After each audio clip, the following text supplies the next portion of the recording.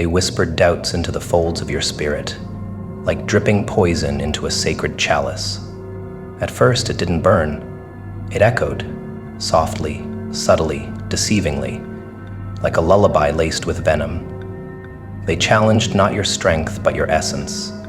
They questioned your silence, your depth, your refusal to entertain the noise. And because you didn't bark on command, they thought you had no bite. They called it humility, called it fear, called it suppression, never realizing you were sharpening something ancient in the dark. You didn't fight them, not then. You watched, you endured, and while they interpreted your restraint as fragility, you were studying them. Every flaw, every crack, every mask they wore when no one was watching. They thought they were building power by dragging you through spiritual fire, but that fire, it forged something they never saw coming. See, when someone tries to fracture your soul, they're not attacking what's visible. They're targeting your compass, your sense of inner direction. Their game is psychological, a test not of survival, but of alignment. They try to mislabel your pain, reframe your reality, convince you that confusion equals weakness. It's not. Confusion is the space between death and rebirth. That gray zone is where identity reshapes itself. And you endured that fog. You let your identity bleed, your innocence die. Most people try to hold on to the familiar while life rips it from them. You didn't. You surrendered to the demolition. That's what makes you terrifying now. Because no one can spiritually kill someone who's already buried the old self and danced on the grave. You didn't just evolve, you resurrected. And that version of you? That's not a comeback. That's a reckoning wrapped in clarity. They believed your silence was submission. They never knew silence was your spell. When you stopped defending yourself, they thought they'd won. But what they didn't know is that the mind only argues when it's unsure. You weren't unsure. You were awakening. And awakenings don't scream. They stare. They disarm. They dismantle from within. You watched them pray for your failure. You watched them perform rituals of control, emotional manipulation, gaslighting, spiritual warfare in velvet gloves. And you smiled, not out of malice, but because you saw through it. You understood they weren't attacking you. They were projecting a war they were losing inside themselves. People who are spiritually bankrupt always envy those with depth, and depth unsettles. You became the mirror they couldn't stand. That's why they needed to test you, to see if your light was real. Turns out, it was. And your fire, it didn't just survive, it consumed. There is a violence that masquerades as love, a cruelty cloaked in concern. I'm just worried about you, they said. But their worry had teeth, their guidance had shackles. They dressed their doubt in care and handed it to you like a gift. And you, being pure, opened it. At first, you tried to adjust, to soften, to become palatable to their comfort zones. But that version of you was a costume, stitched with the threads of self-betrayal. You wore it until it suffocated the real you, and then, the snap, that internal rupture, that moment when your soul reached out with a single scream and said, "This is not who we are." That's when you began to burn. That's when the reckoning began, not with noise, but with alignment. You didn't shout your way out, you realigned. And in doing so, you became something holy and horrifying. They will call your transformation arrogance, but that's because your clarity humiliated their illusions. People don't fear strength. They fear the mirror that exposes their pretenses. And your presence now, it slices, it disrupts, it terrifies. Because you no longer seek permission, you no longer ask for understanding. You no longer dance to the rhythms of spiritual puppeteers. You learned that your spirit wasn't fragile, it was precise. And precision doesn't tolerate manipulation. They spiritually challenged you, thinking they'd break your wings. But what they shattered was their own illusion of superiority, because now, you don't even fight them. You outgrow them. And growth, to them, is the most offensive act. Why? because it proves they were never as necessary as they believed. Psychologically, the ones who test your spirit are rarely secure themselves. They operate from a need to validate their worldview by converting others into replicas. They prod, they provoke, they distort until they've built a mini army of followers who think in echoes. But you disrupted the echo. You broke the loop. And that disobedience, that refusal to conform spiritually and mentally, that was your crime. That's what made you dangerous. Because the system, be it familial, societal, or emotional, is threatened not by rebels, but by those who transcend. You didn't rebel, you elevated. You created new terms, new blueprints, new vibrations, and when you no longer reacted the way they predicted, they panicked. Because control only works on the predictable. You became chaos with direction, purpose with teeth. And that, my friend, is divine warfare. You used to ask, why me? But the real question is, why not you? Those who carry light are always dragged into the abyss, not to extinguish them, but to temper them. And now, you've been tempered. You've been through every flavor of betrayal, emotional theft, spiritual mimicry, soul-level treason, and yet, here you are, breathing fire without flinching, forgiving without forgetting, walking away without warning. You've mastered the art of psychological boundaries. And boundaries are the enemy of manipulators. You've become the lesson they never wanted to learn. The chapter they skipped, now coming back with consequences. You are what happens when the prey learns not just to survive, but to evolve into the apex without ever needing to roar. They spiritually challenged you, and you turned their test into your transformation. Let them gossip. Let them twist. Let them invent stories to make sense of your silence. You owe them nothing. Not clarity, not closure, not comprehension. You are not a chapter in their redemption arc. You are the aftermath, the echo of their choices. You didn't become cruel, you became exact. You didn't become harsh, you became honest. And honesty, in a world full of fragile egos, feels like violence, especially when delivered without apology. They asked for a war. They received a mirror, and that mirror reflects not your vengeance, but their own shadows. You are not their karma. You are the consequence of their underestimation, and there is nothing more poetic than a reckoning that walks away instead of chasing validation. They wanted you to fight like them, loud, unhinged, scattered, but your revenge was structure, discipline, elegance. They expected rage, and you gave them calm. That's what unnerved them, because rage is predictable. But self-possession, that's terrifying. You didn't swing back. You studied.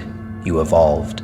You dismantled the architecture of dependency, spiritually, mentally, emotionally. And now your detachment is your sword, your peace is your armor, your indifference is your bulletproof vest. You are no longer fighting battles. You are observing implosions. And those implosions, they are self-inflicted by the very people who thought they were gods in your story. They were never gods, just lessons.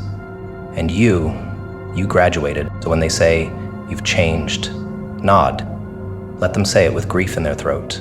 Let them say it like a eulogy. Because they're not mourning you. They're mourning their access to you. They miss the version they could manipulate, the version that needed their approval. That version is gone, and its death wasn't tragic. It was sacred. They spiritually challenged you, hoping you'd shatter. Instead, you crystallized. And now, you're not just a person. You're a reckoning with a pulse, a walking reminder that the soul, once awakened, cannot be silenced. They summoned your fire. Now they must sit in the ashes. They questioned your spirit, not out of curiosity, but to carve their ego deeper into the room. You could see it in their tone, the way their voice curled around condescension like a noose tightening slowly. They weren't searching for truth. They were staging a theater, and you were the actor cast to kneel. They needed to feel taller, louder, wiser, so they stripped your wounds of context, handed your scars back to you with labels like weak, naive, too sensitive, Their goal was never clarity. It was conquest. Spiritual conquest. The kind that doesn't leave bruises but digs holes in your self-perception. And you, patient, quiet, underestimated, understood there while they laughed at your stillness. They forgot that fire doesn't shout, it just burns. And those who survive it, they emerge marked, sharpened, unbothered by the ash still clinging to their skin. You didn't crumble, you transformed, and in your transformation, their superiority shattered like glass under pressure they pretended not to feel. They used words like swords, not to challenge you, but to pierce without consequence. Every sentence they threw was coded in performance, spiritual arrogance masquerading as wisdom. They pried into your silence, tried to provoke emotion, twisted your peace into an accusation. They said you were hiding. They said you were broken. But the truth? They envied the stillness they couldn't imitate. Your calmness wasn't compliance. It was restraint. Tactical, surgical restraint. And every time they tried to shake you, they revealed their own instability. That's the irony. They questioned your spirit to feel untouchable, but exposed their desperation in the process. You were never under scrutiny. They were. Because fire doesn't just burn what's around it. It illuminates. It shows who runs and who rebuilds. You didn't run. You rebuilt your mind from the ruins they celebrated. And now, every flicker in your eyes tells a story of a battle they'll never understand. Because they were the storm, and you became the fire that survived it. They needed you to stay beneath them, not in status, but in spirit. They needed you to doubt, to spiral, to seek their validation, like a child clutching at broken glass hoping it turns to diamonds. They thrived on your confusion, fed on your hesitations, mistook your self-reflection for self-destruction. Because your journey scared them, your introspection disrupted their script. They don't fear power, they fear the power they cannot influence. And your spirit, fractured as they tried to make it, never bent to their blueprint. You questioned yourself, yes, but not in the way they hoped. You questioned yourself with reverence, with depth, with surgical precision. You cut out the falsehoods they planted. You cauterized the identity wounds they tried to keep open. And when you rose, you didn't scream. You didn't prove. You didn't even explain. You existed. Differently, purely, unapologetically. That alone broke the hierarchy they built on your silence. Because once the fire purifies, it doesn't ask permission to shine. It just does. And in your glow, their shadows were finally visible. They said you were too intense, too much, too deep. But what they meant was, I can't control you. They needed a diluted version of you to feel dominant. So they trimmed your passions, mocked your questions, punished your solitude, all to keep you distracted from your own emergence. They didn't want you to find your voice. They wanted to write your story, an obedient tale with soft edges and no resistance. But you weren't born for softness, you were born for spiritual warfare. And when they tested you, you didn't beg for peace. You prepared for truth. Your transformation wasn't graceful, it was violent, internally volcanic. Every belief you'd borrowed exploded, every lie you swallowed returned as fire. You were no longer interested in comfort. You craved clarity, and clarity, when weaponized by someone who has suffered, is terrifying. You saw through them. You saw the cracks in their masks. And while they preached their false enlightenment, you embodied a chaos that cleansed. You didn't need approval. You needed awakening. And once it came, they were no longer superior. They were exposed. You became the test they didn't study for, the reckoning they invited with smugness. They laughed at your losses, unaware they were watering your root system. Every rejection carved discipline. Every betrayal pressed reset on your attachments. They thought they were breaking you, but they were building something ancient. A soul that no longer flinched at storms because it had become one. Your rebirth wasn't loud, it was seismic, felt, not seen. And when you reappeared, their pride trembled. Because your presence no longer sought inclusion, it demanded acknowledgement. Not through words, but through the void it created when you withdrew. That void, that was their punishment, a silence soaked in self-awareness. A reminder that they tested a spirit born of fire and mistook the glow for vulnerability. But glow is merely the echo of resilience, and you're now unshakable. Not because you won, but because you endured without needing to prove you did. They weren't ready for the version of you that emerged. They wanted scars, not armor, tears, not vision. But what they got was a blueprint for their own unraveling. Because you started speaking in a language they couldn't decode. Self-possession, detachment, direction. And that terrified them. Because people who spiritually challenge others often rely on chaos to maintain relevance. But you didn't play. You dissolved. You exited the arena entirely. You outgrew the ring they tried to trap you in. And once you stepped out, they were left swinging at shadows. That's the ultimate checkmate. You didn't beat them, you became unreachable. No more explanations, no more rehearsed apologies. Just presence, just truth, just the fire that survived everything they prayed would destroy it. And when they asked how you did it, you didn't answer. You just walked past them, glowing. Every time they questioned your spirit, they were testing their illusion of power. They didn't think you'd fight back. They thought you'd collapse.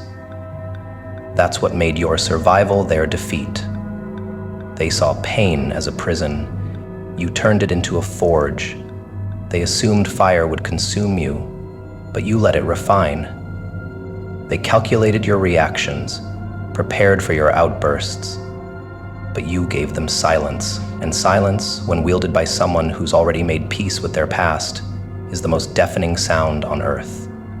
Your fire became wisdom, your scars, scripture. They underestimated what happens when the spiritual becomes strategic, when the empath becomes an executor, when the broken become battle-hardened architects of their own rebirth. You didn't become like them. You became unlike anything they could define. And that, above all, was the threat they could never control. They told you who you were over and over, hoping repetition would turn their projection into prophecy. They thought if they said it enough, you'd believe it. They didn't expect resistance. They didn't expect investigation. They didn't expect you to step back from their narrative and say, "This isn't mine." That's the danger of spiritual bullies. They rely on borrowed certainty. You challenged it. You questioned everything. And when you emerged with new eyes, their world fell apart. Because your light now holds context. It's not naive, it's chosen. You didn't just wake up. You built a cathedral out of your past. And now they stand outside, trying to make sense of the structure they tried to burn down, but it's too late. The fire they lit only exposed what you were always meant to become. And no one questions the survivor. They just wonder how they ever doubted them in the first place. You became the embodiment of what they claimed to teach but failed to live. They said love, but practiced possession. They said growth, but feared your expansion. They said truth, but recoiled when you spoke yours. They thought your fire was borrowed, that it came from them. But your blaze? It came from betrayal, from introspection, from the sacred silence of spiritual exile. You built it alone in the shadows, with no applause. That's why they can't match it. It wasn't handed, it was earned. And every time you walk into a room now, you remind them that superiority isn't claimed. It's revealed through survival, through transformation, through the quiet decision to not just rise, but to rise so completely that your old self wouldn't recognize the architecture of your presence. They spiritually challenged you, but the real test was theirs, and they failed. So now you move different, speak different, breathe different, because you no longer exist in response to them, you exist because of the clarity they unwillingly gave you. Their need to feel superior awakened the part of you that no longer seeks recognition. That part just is, like fire, like light, like truth. And that's what you've become now, a walking reckoning with no need for revenge. You are the fire that purifies by proximity, the presence that reorders everything it touches. And while they still question, still whisper, still pretend to hold dominion over your past, you walk forward, unbothered, unafraid, unapologetically you, because those who survive the fire don't just glow, they ignite. Your suffering was their entertainment, until your silence became the sermon that buried them. They gathered around your collapse like vultures around a dying animal, eager for the twitch, the breakdown, the emotional unraveling that would prove their superiority. They drank your agony like wine, passively, poetically, and with a smirk. Pain made you a spectacle. Every mistake, every crack, every failed attempt at peace was fuel for their commentary. But what they failed to see was the architecture forming beneath your breakdown. While they giggled at your grief, you were becoming something they couldn't conceptualize, a monument built out of mourning. They watched you bleed, and they took it as proof that you were beneath them. What they didn't realize was that you were learning the terrain of your own hell, memorizing every shadow, naming every demon, and when you finally fell silent, it wasn't surrender, it was construction. That quiet, that wasn't defeat. That was the preparation of something biblical. They mistook your silence for emptiness, never realizing it was a vault. You weren't quiet because you had nothing to say. You were quiet because what you were becoming didn't need to be explained. While they crafted group chats around your pain, you crafted a new identity from the bones they left you in. Their laughter was loud, but your rebirth was louder in the places it counted. You became your own resurrection, and when you returned, you didn't return as a victim or a warning. You returned as a sermon carved in flesh. You didn't need to yell, you didn't need to call out names, you just were. And that was enough, because the version of you that once cried for justice now radiated it. They no longer heard your pleas, they felt your presence. And the silence they used to mock, it became a mirror they could no longer stand to face. There's something terrifying about someone who survives what was designed to break them and says nothing. They expect noise, outbursts, tantrums. They expect the fallen to scream for mercy. You didn't. You gave them nothing, and that nothing became everything. Because it forced them to sit with themselves, with their cruelty, with the echoes of the things they said when they thought you were too far gone to matter. Your silence suffocated their selfhood. Every time you walked into a room with your head unbowed, it was a sermon without a single verse, a living contradiction to the story they told about you. And now, they flinch at your composure, because you've become a reminder of their miscalculation. You were the entertainment, until the screen shattered and the audience realized the horror was their own reflection. That's the twist they never anticipated. You weren't the broken one. You were the plot they couldn't kill. They used to provoke you just to see the flicker of fire in your eyes, so they could call it madness. They wanted the explosion, the loss of control, because when someone breaks, it justifies the abuse. It gives the abuser moral ground. You robbed them of that. You didn't explode. You evolved, slowly, quietly, strategically. You studied the anatomy of your pain while they joked about your downfall. And now they sit confused, wondering how someone they buried learned how to breathe underground. But you didn't just breathe, you planted something, grew something, and when you rose, you did it with roots they couldn't tear out. You weren't supposed to survive. That was the unspoken agreement, but you did. And now they avoid your eyes, because those eyes carry scripture, testimony. And every glance you give them now says, I remember everything, and I owe you nothing.